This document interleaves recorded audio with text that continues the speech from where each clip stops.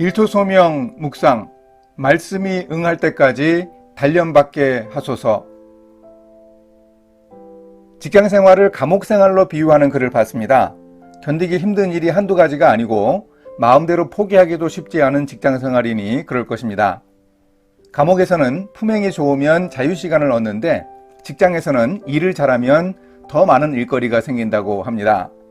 감옥에서는 간수가 모든 문을 열어주고 잠그는데 직장에서는 자기가 직접 모든 문을 열고 잠가야 합니다.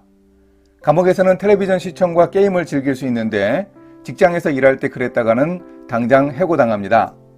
이런 사실을 인정해서 우리의 직장생활이 감옥과 비슷하더라도 꼭 배워야 할 점이 있습니다. 시편에서 한 사람의 감옥생활을 묘사하고 있습니다.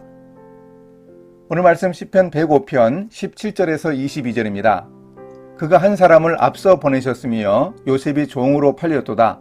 그의 발은 착고를 차고 그의 몸은 쇠사슬에 매였으니 곧 여호와의 말씀이 응할 때까지라. 그의 말씀이 그를 단련하였도다.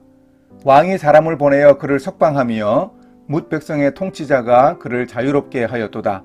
그를 그의 집의 주관자로 삼아 그의 모든 소유를 관리하게 하고 그의 뜻대로 모든 신하를 다스리며 그의 지혜로 장로들을 교훈하게 하였도다.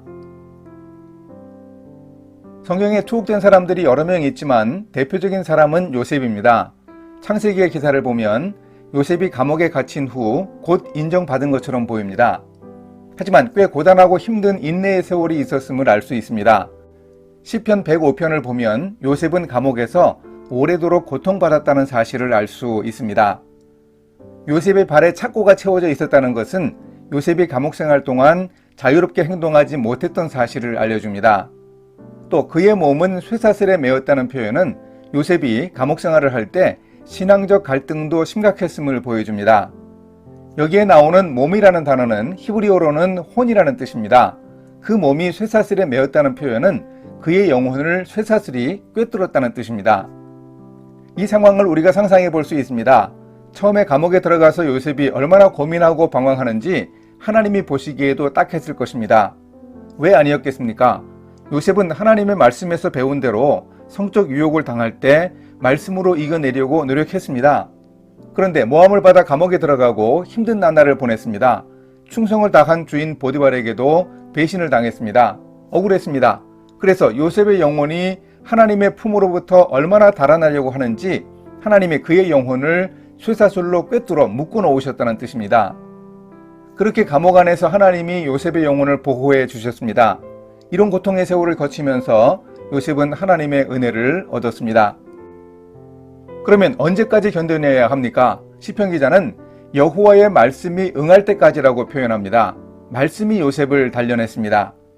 오늘 우리가 설령 감옥 같은 직장 생활을 할 때도 요셉의 감옥 생활에서 배울 수 있는 교훈을 꼭 기억해야 하겠습니다. 고통스러워 견디기 힘들고 뛰쳐나가고 싶은 때가 있습니까? 하나님의 말씀이 단련하는 기간임을 기억해야 합니다.